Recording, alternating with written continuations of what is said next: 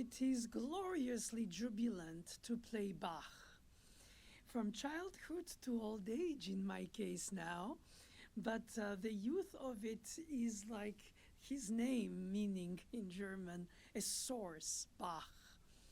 And I find it wonderful to have such a music as a voyage through life companion who keeps on giving, especially on the piano, which is not meant for originally, since he was organist and also harpsichordist, but obviously not modern pianist. The rendering of the polyphony, of the layered voices, of this amazing, and one could say more than aesthetic and style and time period of the Baroque, as we classified, or he thought he was modern, in his time anyway, or even at some point at the end of his relatively long life for his time, when he unfortunately died from this eye surgery, for which the surgeon successfully operated the eyes of Handel in London, but not Bach. He died in 1750. So between 1684 onwards, he wrote so many fugues that even CPE, Carl Philipp Emanuel, who was his second born from his first wife, Barbara, his cousin, whom he married and who died young after 6 children's birth, giving birth, he told his old father, when you come to play for the Prussian king in the court where he was the court composer, don't play your old fugues. So in a way, he was modern and already intemporal, and unfortunately after his death, forgotten, which is a disbelief for most musicians today who consider him rightfully as the sort of father figure of the Western music tradition, even if there were Frescobaldi and Schütz and Buxtehude and Bird and Dowland and Couperin and many in Europe into the early Baroque before him, and Scarlatti and of course Handel, born same 1685 as him in Germany, in Halle, next to, not far from Eisenach, where Bach was born. But Bach was unfortunate in his life, very early childhood orphan, and he learned his skills by staying with older cousins who were all organists in North Germany in different areas, villages and cities. And so, yes, organ was his instrument of polyphony, because no decay of the sound, like the human voice. Well, it decays also, but needs breathing and articulation as well. But it allowed him to produce also through his cantatas weekly music for the church in Leipzig for all these decades until his death, when he was cantor in charge of the organs of the city as well as of the weekly music on the Lutheran book, and illustrating it with a cantata and organ chorale preludes. So also, as if one life is not enough, with the low tech of the time, all the family was copying his scores for the weekly cantatas that he was producing as a wonderful and never-ending fountain of amazing music, which could have been simplified into something, because of the dailiness of it, relatively standardized. Not at all. Each of his cantatas have chromaticisms and modes and polyphony and canons and expression through these effects of the music that speaks to us about either Jesus on the cross with the passions, or the different times of the Sunday service through the year, illustrating the life of Jesus and his teaching. So he was, yes, a church composer, but also wrote secular music for the taverns, like the Two Swans, which later become a concert hall for the Leipzig orchestra, which was the first subscription symphony orchestra conducted by Mendelssohn, who for the 100th year of Bach's death in 1850, literally and generously and selflessly brought Bach's major repertoire back on the map when it was only played as exercises for most of the decades after his death, like the Prelude and Fugues of the Well-Tempered Clavier, 1722 Book 1, 1744 Book 2, which beyond the pedagogical tool of playing in every tonality chromatically because of the fact that Silbermann, the organ maker, friends of his builder, invented, or if not perfected, or at least applied the well-tempered tuning versus the mean tuning, which allowed by tiny commas shortening the major thirds to produce an octave unison for each octave, therefore chromatically on the 12 semitones of the 7-tone scale, being able to play in one single tuned harpsichord in every key, a major and minor, so C major, C minor, C sharp major, C sharp minor, and so on. I understand from the book about his teaching that former students of his exchanged letters after his death, remembering his teaching, that through the inventions already, for the two-voice inventions, he was including not the interpretation of his works as the expectation, but taking his music as a template, unlike the harpsichordists like Couperin, who wrote, or other, the French Baroque, for instance, who only notated elements which were not all written out. It was a pedagogical tool for the students to play, literally play their own imagination on his template, not reciting his music as the ultimate musical Bible, which we do today a lot, because the composer, performer, interpreter, through improvisatory skills, studies are now separated into the makers and the doers and the thinkers and the musicologists, therefore the scholars. And that's why we have this situation today where we recite the notes precisely, and in his time you had to reinvent them, and the quality of your invention of the patterns, of the elements, of the ingredients, of the fugues, of the preludes, of the suites, of the Baroque dances, allemandes, courantes, and all that.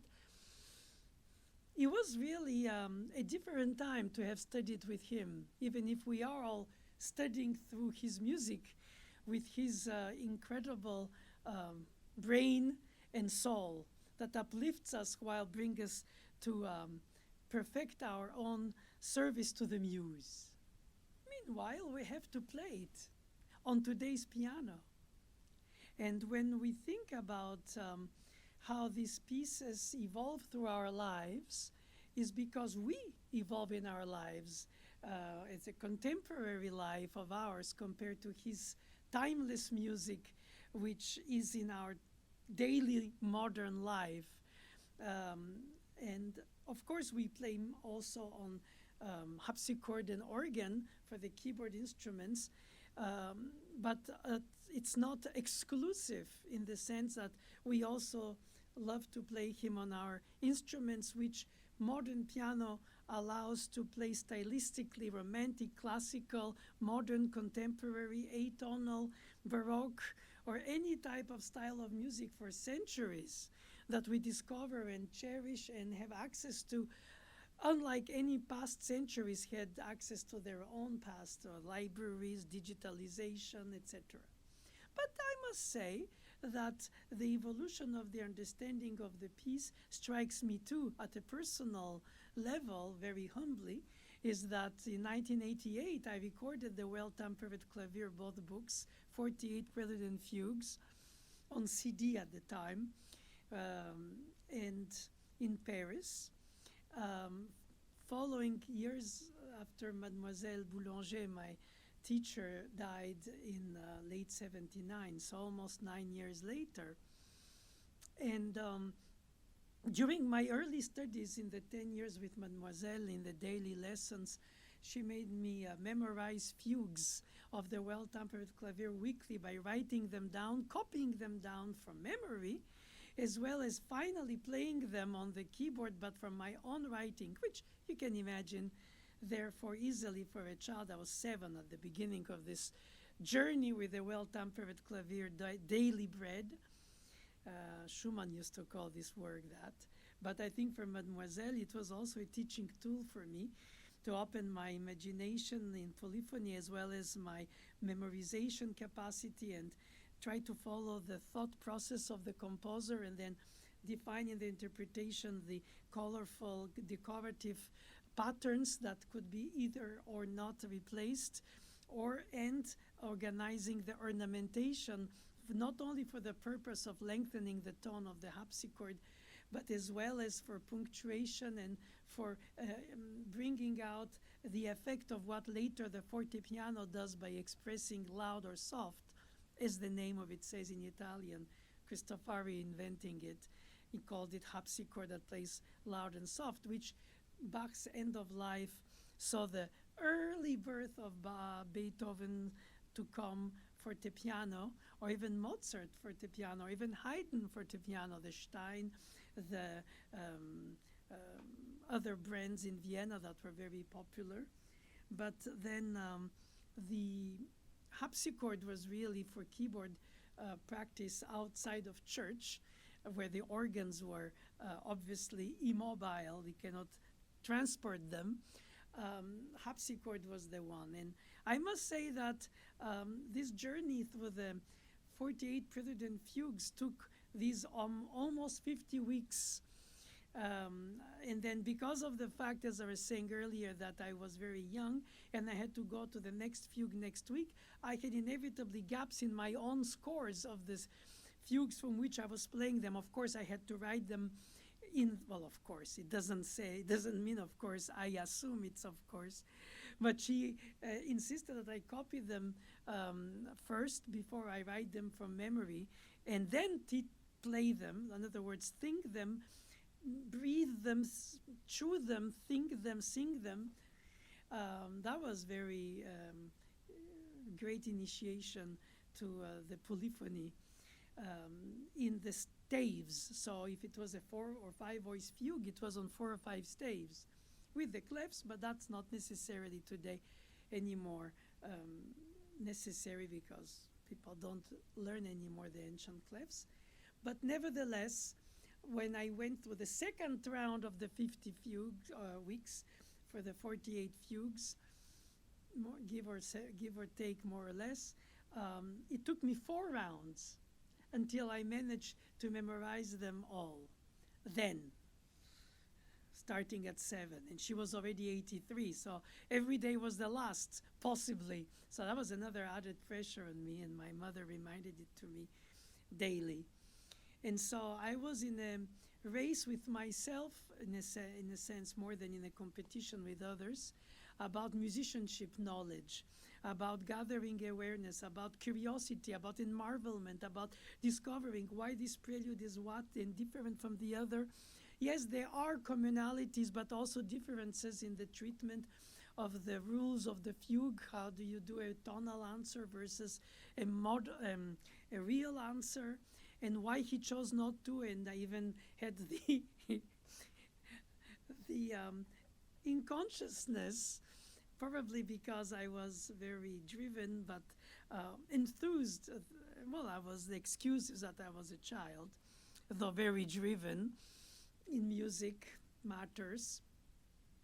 I presented to her the D minor fugue from Book 1.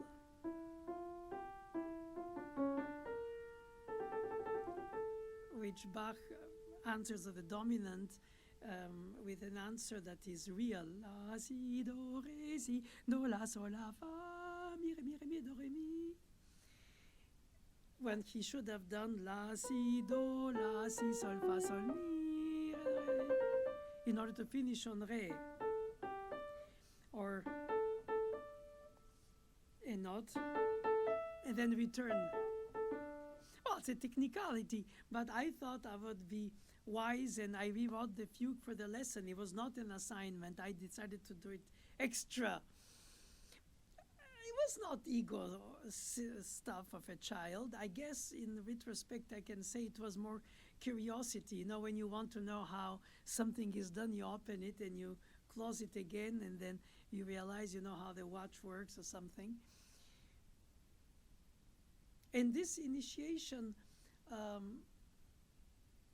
on the well-tempered clavier ended with the interpretation knowledge of them through fingerings and not so much pedal, and of course substitutions and sliding of fingerings and fingers. And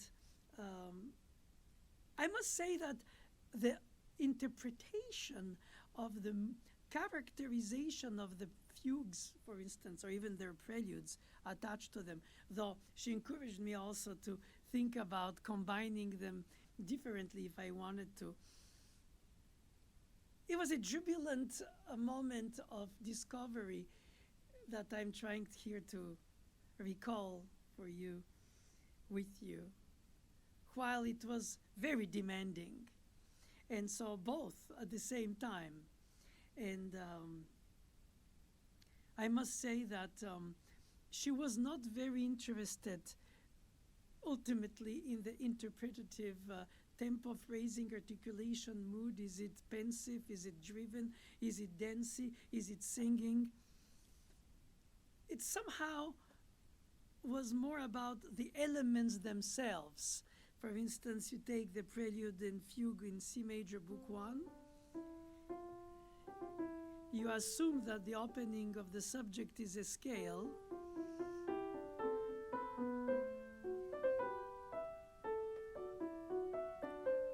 Another real answer. And then the contra subject that fits both the subject and the answer. Do, re, mi, fa, sol, fa, mi, la, re, sol. She made me often sing one and play the others, or play them all ultimately. In this case, 4 voices. So beyond playing them, you have to first hear them with the inner ear, and that mapping through writing of the text and entering into the nucleus level of the conception of the composer, the next note is this, and how it goes there. You don't always get the answers, but you start by copying, learning patterns. I understand Bach as a child, when he was staying with his various cousins, he studied by copying scores that they had in their book, and so he learned his skill and his trade from copying. Painters did that too, and many people do that too. But ultimately, what is interesting is that Mademoiselle insisted on the knowledge of them organically rather than artistically as music pieces. One can say that about Chopin's Etudes, which are basically studies about technical situations that you address, unevenness of weak fingers or jumps or leaps or whatever it is. And they're also musically beautiful. Same thing with the fugues. They have also character. You can say that in Book 1 is sort of peaceful, as I played, the opening of the fugue. When in Book 2, you have, and that was an interesting fact, the subject, it's more playful with a leap compared to the Book 1. He probably didn't remember them much because between 22 and 44 he wrote so many other pieces, but nevertheless they are published today mostly as 2 books. I guess at the time was copied by hand by the students of his, in their book, where in turn they taught them, and then little discrepancy happened through the generations of the notation. But the general idea of the mood or the character is something very much in the eye of the beholder, because after all, it could be legato, staccato. That's very basic. It could be also slurred with groupments of notes, like in the bowing of the Baroque instrument.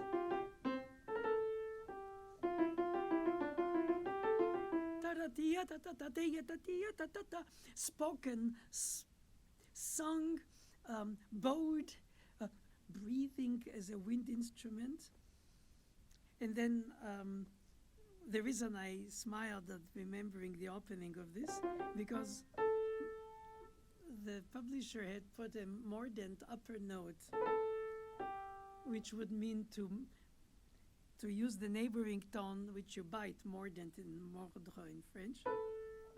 But you cannot do that with the leading tone, because it has to go to the tonic. It cannot go down.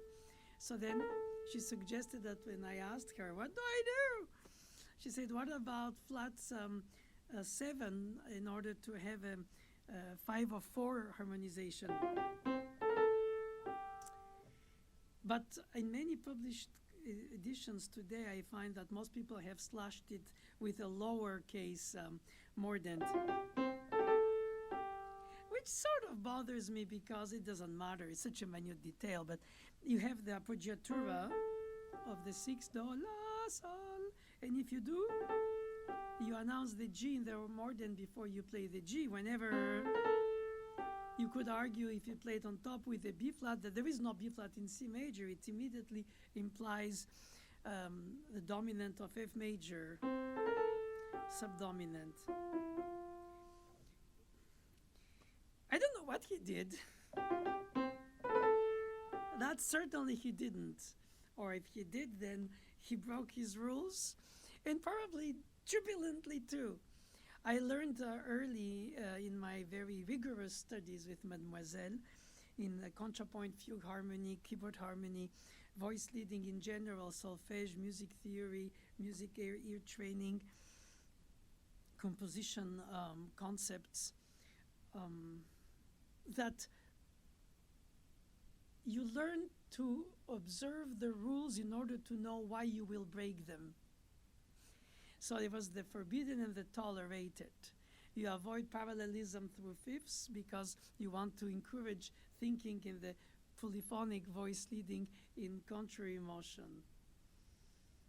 Not necessarily because it's forbidden, because it's beautiful by itself, even in Gregorian, especially so. But then it's not in the tonal music of the 18th century Bach's music. And then he wrote in major and in minor for each of the keys. And we could think that the first prelude for the book 1, which is an arpeggio, the chorale spread with the bass line being the melody. If it was a melody, it was more a melodic line of the bass. And the notation is with held notes for the left hand and the right hand flowing 16th notes arpeggio, though on the harpsichord with a very short decay, it was an effect of overlapping, holding legato, therefore not overholding on the harpsichord like it's on the piano. Ta ta ti ta ta ti. So it's also another element here where we need to know if we're going to translate the articulation of the harpsichord to the piano. After all, the harpsichord does what it has to do, and it tells it to you in its action and its length of sound and its the construction of the instrument.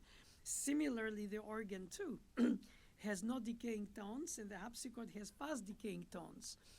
So therefore, in the polyphony on the piano, modern piano, you can choose which one to bring out or not, because you have the option of the length of sound, not infinite like the organ, but still, which allows you either to choose a slower tempo because the decay is slower if you want to give it a mood that's slower, or just for the fact of not confusing the voices because of the decay that will be overwhelmed by the motion of movement of another moving part, that you can follow them at the same time.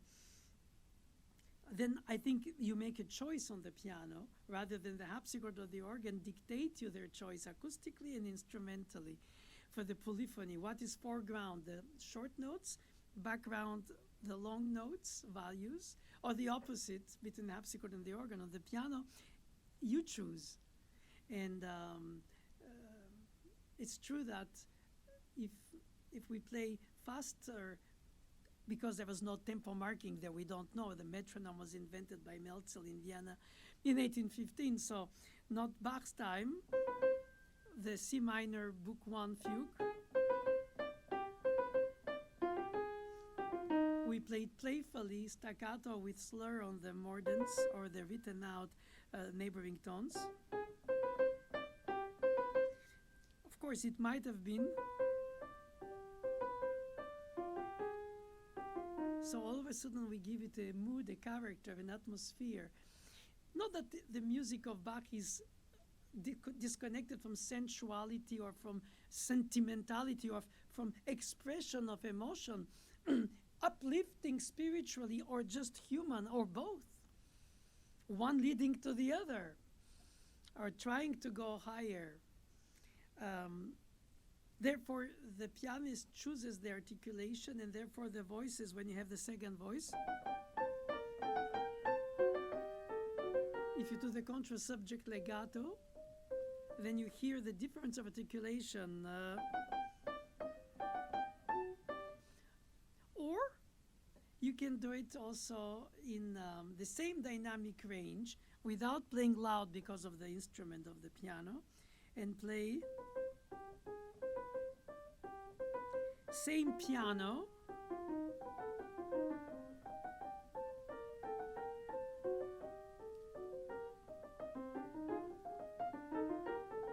so differentiation of voice leading in layered polyphony contrapoint on the keyboard rendering is to do a lot with articulation, but it's so subtle that most audiences today are less used to it because the modern piano has the nuclear power of the loud and soft, the scream and the whisper, and everything in between, the mezzo forte and the mezzo piano, and so forth.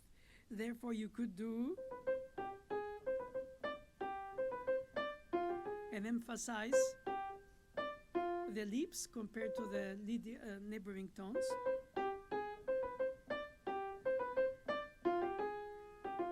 And then play very soft the contra subject and loud the answer. Or another real answer.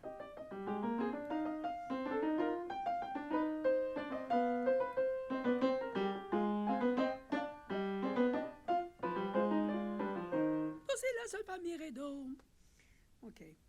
Anyway, the point of it is that the rendering of the polyphony evolves in your own playing, actually. You can choose for some prelude and some fugues to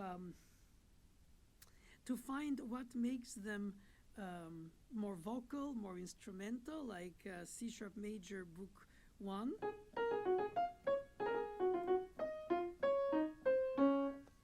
Compared to the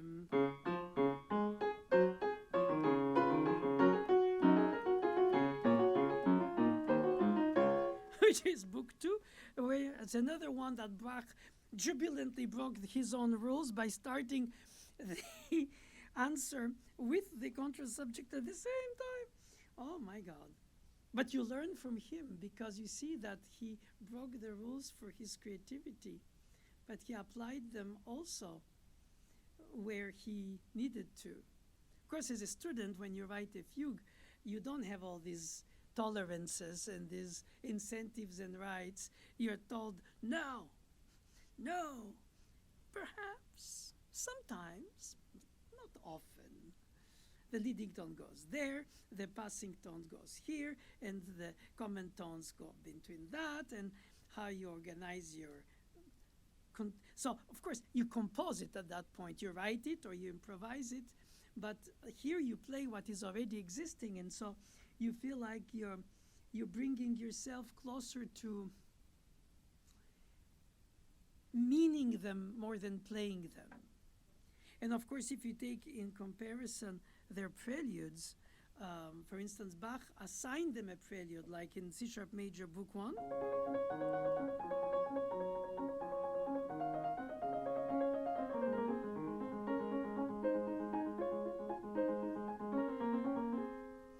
And played like this on the piano, it sounds very mechanical.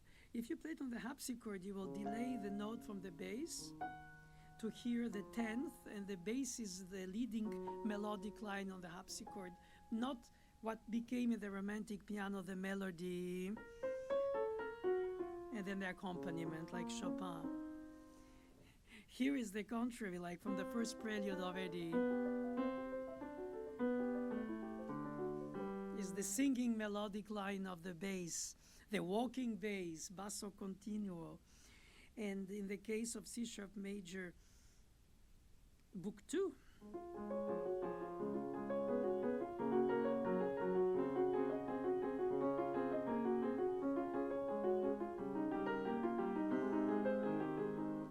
you notice how most of the preludes he assigns the tonality, which is the purpose of the preparation of the tonality for the fugue in which you will play. Therefore, the prelude in C sharp major prepares the fugue in C sharp major. Remember, at the time, those tonalities were not very used because of the new style of tuning. So the purpose of his book, though Caspar Fischer wrote Ariadne Musica before Bach, where he already uses prelude and fugues in several keys.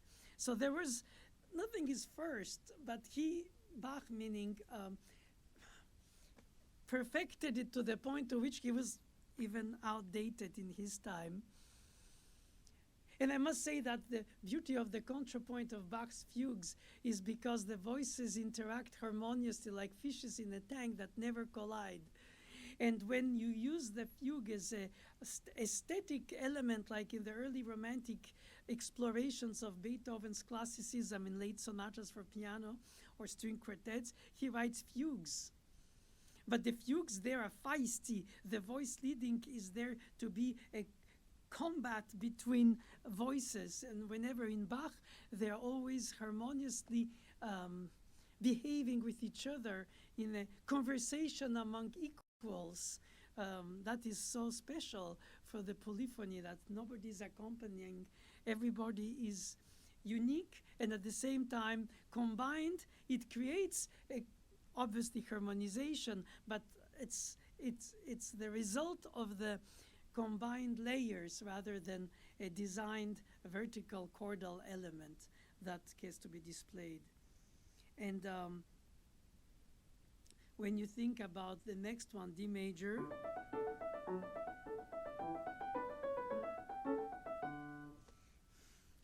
and don't be afraid, I'm not gonna go through all of them because you would be exhausted. But I love them so much because I live with them for so long. Basically, I know them as long as I know my parents, or so to say. It's like a mother tongue. Not that I speak it very well, because I make many mistakes still, and as well. But it's not a familiarity by some kind of narcissistic effect to call it so, because you can never be familiar with a masterpiece. But you have an acquired taste that after the innate musical ear connection to music, you learn by observing the writing. And therefore, the interpretation comes as a consequence to that. For instance, in Book 2, D major,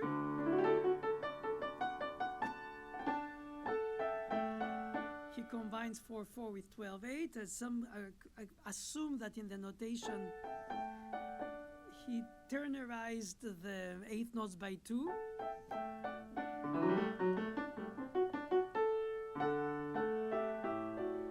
His fugue is more simple in Book 2 in terms of rhythm. Whenever the Book 1 D major fugue, it's like starting like a great engine. So much that I landed on the wrong note. La si do ré do si de la fa mi ré do fa si do ré mi do la ré mi fa sol fa mi fa ré si la sol sol, la, si, do, re, do, si, do, la, fa, fa, la, re, do. That was silly. I'm sorry. It comes out intuitively. As I told you, I learned them as if I was singing them or chewing them. But to play them, only to play them, comes to the point of choosing therefore the mood for each. And you can evolve. When I started as a teenager with Sviatoslav Richter, I had heard his recordings of the Well-Tempered Clavier, and I asked him the famous question I wanted so much to ask him, and I did one day, dare say, Maestro, how did you choose your tempi for your recording in the Prelude and Fugues? And he told me the next day I would have done the opposite tempo. And I was like, it couldn't be random. There must be that the great ones, as he was, have some system. Like I watched videos of Gould about the Goldberg variations, where he has such a system about the values in Bach from the 16th note to the 8th note, the divisions, basically some arithmetics of music, some kind of celestial organization of Bach's universe in polyphony and rhythmic patterns.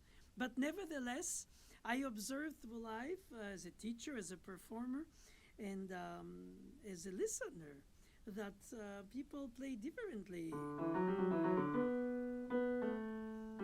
Not necessarily. What is communal for the first few Prelude and Fugues is that they don't start on the downbeat. They start on the upbeat. There are very few fugues who start on the downbeat. Perhaps Book 2 E major, more choral fugue, vocal. But the first was 1, 2, 3, 1, 2, 1, 2, or 1, 2, 1, 2, or 1, 2. Starting on the upbeat ends on the downbeat. 1, 2. So the arrival point is also it's the syntax of music, the agogic, that leads to arrive on the so-called down or strong beat. Some countries call it strong. And starting on an upbeat. Most of the Western music of the civilization of the time treated the beginnings of music of the piece with the upbeat. Mozart's 40th Symphony. And so the downbeat is the arrival, not the departure of the pattern. And in this case, most of the fugues of the Well-Tempered Clavier also start on a rest, which makes it difficult to convey through the playing itself without speaking it, because you have to then, without making it an accent, emphasize through impulse where is the downbeat that comes after the upbeat of the opening, since there is nothing before the opening but silence. And you don't want the audience to assume that you start on the downbeat. Like, obviously it's... So if you put too much accent on the second C, it becomes too obvious. And if you don't, then you mislead. Of course, once you have the second voice, because of the first voice, you understand where the down and up beats are and how you start on an upbeat. But when you start the single voice in the beginning of the fugue, it's not the case. So you have to find a way to define it without to over-explain it, hint it more than exaggerate it by accenting it, because there's nothing more unnecessary than accents on the beats in Bach. It's a flow of 2, 3, 4, 1, 2, 3, 4, 1 groups of 16th notes or 8th notes. 2, 3, 4, 1, 2, 3, 4, 1, 2, 3, 4, 1, 2, 3, 2, 3, 4, 1, 2, 3, 4, 1. And when you have the continuum, like in the first invention, or by 8, mi, re, fa, mi, re, do, si, la, 2, 3, 4, 1, 2, 3, 4, 1, 2, 3, 4, 5, 6, 7, 8, 1. you have this flow from two to the next one, which then bridges through and creates a perpetual motion, that a source of flow of Bach's name in music that always flows, which brings me to always tell to my students that Bach's music doesn't end, it just stops. In that sense, I know that he doesn't often put a coda at the end. Sometimes he does, like in C minor, Book 1.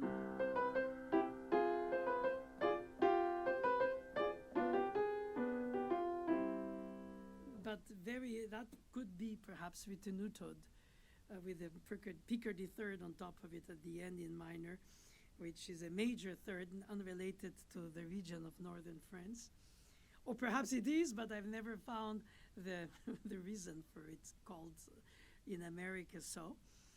Could be also because of the order of the overtones, which includes a major third after the perfect fifth and 2 octaves. And if you finish in minor, then in a very resonant acoustic choir or in a church or an organ, you would hear the resonance of the flow of the waves. Could be that is only for that mechanical reason that they finished minor pieces in major. I don't know. I don't think it's only utilitarian. It's probably also some kind of a feel for hope, perhaps. I think the Romantic era, 19th century later, develops more that when you go to relative major,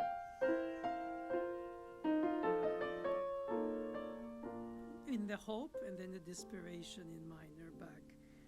I don't think major and minor in Bach has the same, I would say, happy and sad, to make it too simplistic, contrast. Like, for instance, if you take Book 1, the Prelude in C minor, or Book 2,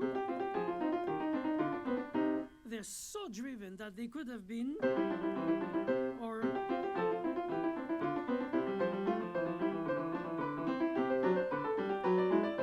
but it is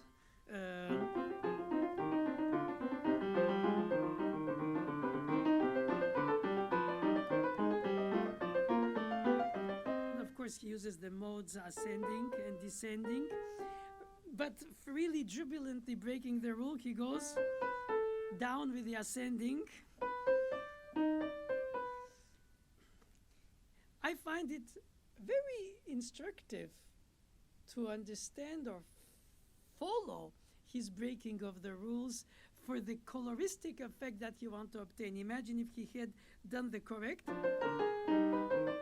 but and then the chromaticism between the flat 6 and the major 6 or sharp 6 in the other hand. Perhaps it's not his consideration. Perhaps I imagine it. Perhaps it was just without explanation, just the way it flowed out of him. Or perhaps it was also some copyists who forgot some of his sons copied all their life. If Bach had a computer, his children would have had a life. Well, it's kind of silly to say, but they did act a lot as a little home factory to produce all this endless amount of pages for every week's compositions that he had to produce. And perhaps in the making of, or even after as a teaching tool, when the students of the students, after several generations, copied the score from the score of the master, the prelude in question might have had other alterations than the ones originally. For some, we don't even have the original manuscript.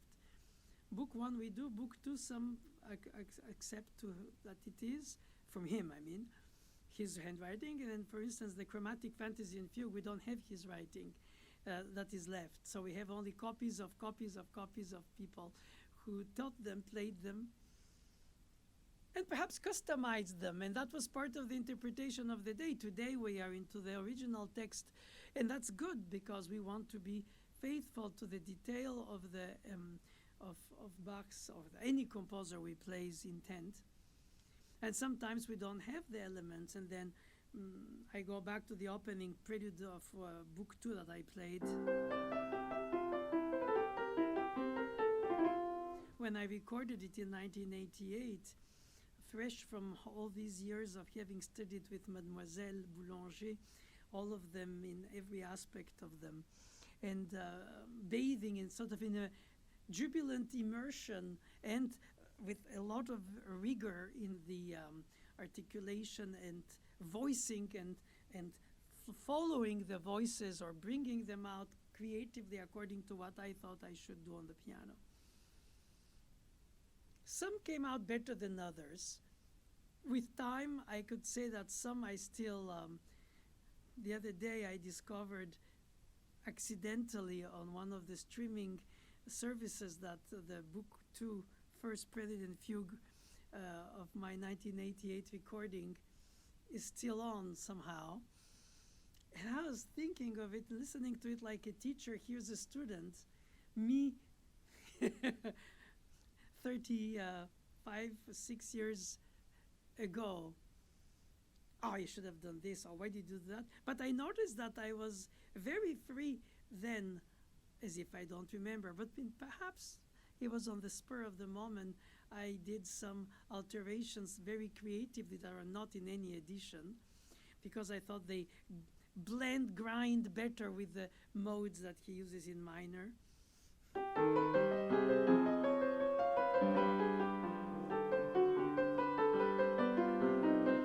And many more.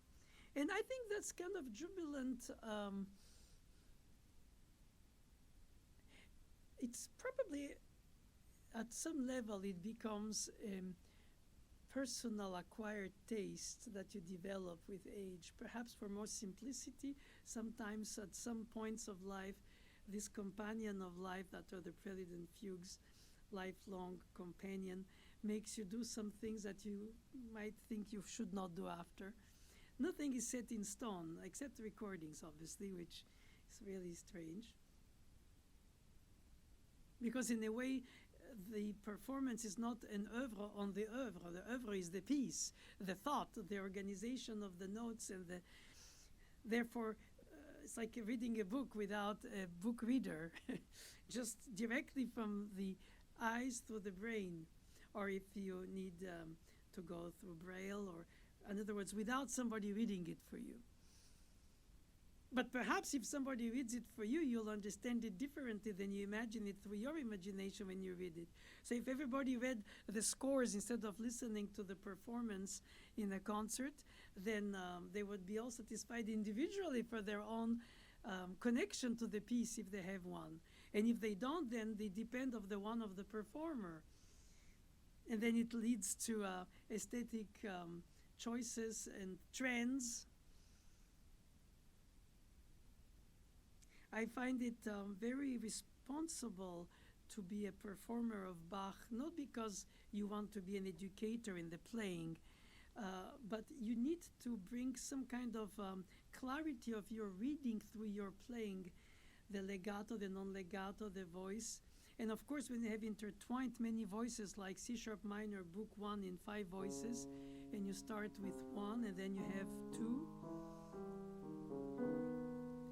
and then 3, and then etc. You enter. At some point, yes, they become just a group of sounds. If you don't voice them, it's a bunch. So you hear chords, but in fact they are resulting in chords from the layers. I remember the first day Mademoiselle Boulanger made me do the inversions of the chords. She made me learn them in canon. The root, third, and fifth in the root position triads. So I understood that the inversions of 6th and 6/4 chord on the same note or chromatically. Sorry. Oops, that was not good. That's good. Root and 2 inversions chromatically or on the same. Or when you do the same notes with the inversions of their own functions as root third and fifth, which most of us do right away when we study. So the concept of the chords inversions as canon of the third and the fifth and the root, of course played on the 10th, it's more obvious to demonstrate than to do it on the same octave.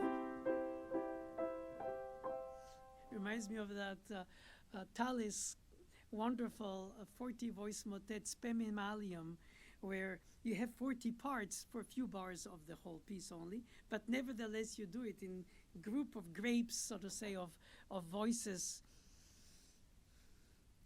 But because they have so many exchanges of voices with the lyrics for the a cappella choir, you hear mostly.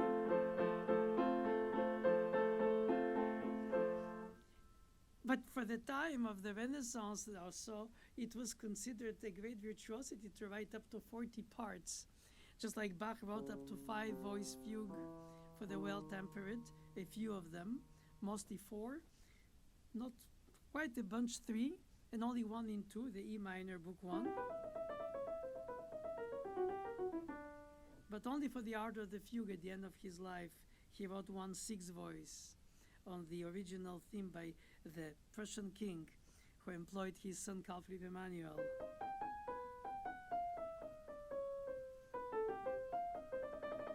And he wrote a Vicercarat 6, which is beyond playable. It's hearable, thinkable, digestible. But to voice out beyond 5, it's already confusing when you do in the 5 voice fugue the second subject or second element with the first.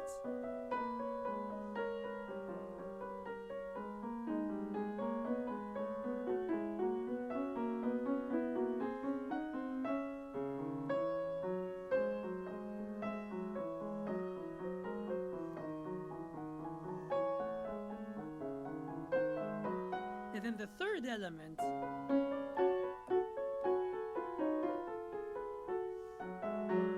So combine the 3.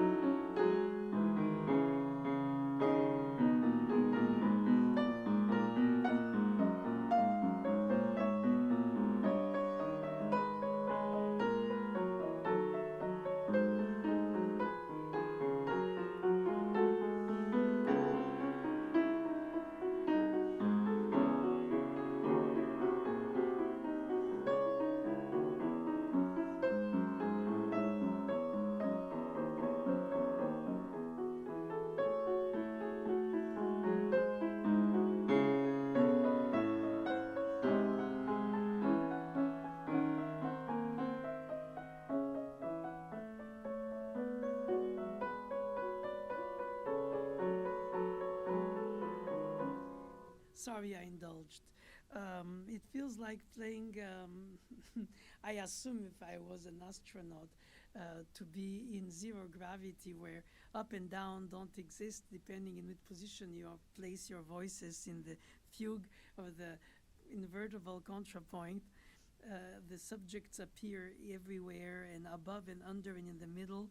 And the second element with a quick flowing eighth notes, and then the third element with the appoggiatura after the repeated anticipations notes. So it creates 3 characters that intertwine, interact, combine, and then of course on the piano with even delay, decay, there is decay, the long values of the whole note when the first subject persists to return on the more moving parts of the other elements. You have to make again that choice. If not, it becomes overcrowded and, well, possibly not, but ideally you should, in your interpretation, tend to bring some kind of sound image of what, not only coherence, all in part, but also the drive of what it means to you, the intervals, the gestures, the leaps, the suspensions, all these elements which in fact are not only utilitarian while they are as ingredients of the whole, but they are part of the expression itself, almost like syllables without being expressed in this only instrumental music. And when you see like the Cantata 105, when he has Herr geht nicht in Gericht,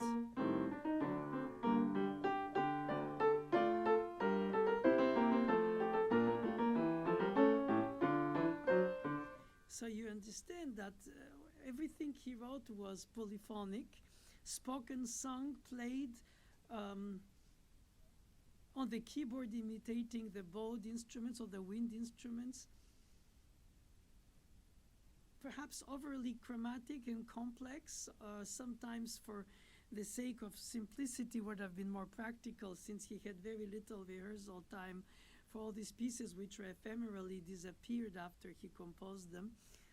And then, unfortunately, many were lost, and the few that survived, Mendelssohn helped us rediscover them. The body of his work of Bach, 100 years after him in Leipzig, the city where he died. It's very humbling, and I cannot say how much has driven me through life to drive or do something in life and think in my head, like all musicians hear music in their head without an MP3 necessarily in the ears. Either my own music that comes to me from somewhere, some digging from some place, perhaps some distant past that I don't remember. I try to reveal, or the pieces that I teach or hear, or who I study or studied, and who come back to you, and you hear it in your head while you drive. It's distracting. Or touching and moving when with Mademoiselle on her deathbed we solfeged Bach fugues when she was physically very limited to only a whisper in her breath. And I hold hands and I solfege the other part of a fugue. So we sang two parts of a four-part fugue, one after the other, of the well-tempered, in the darkness of her bedroom where she died a few months later of a coma. So in daily routine, or in this tender memory, or in those very intense personal years of learning the fugues from the ground up, so to say, not as if I wrote them, but as if I did. In fact, of course, I didn't. But it gives you a perspective from inside out of the texture, rather than take the ready score and just try to fit it right away in the two hands. And then you come from outside in, and you have to then decide which one I voice, which I don't. You colorize, or you bring out something because you realize where the theme or the subject is, because a fugue doesn't have a theme, it has a subject. Regardless how you call it, ultimately you have to hear it. And I find that it's very fascinating to hear how some performers bring out their hearing of the polyphony more than only through their playing, the aesthetics of the playing. A conversation among equals, that's a good definition of polyphony. Thank you.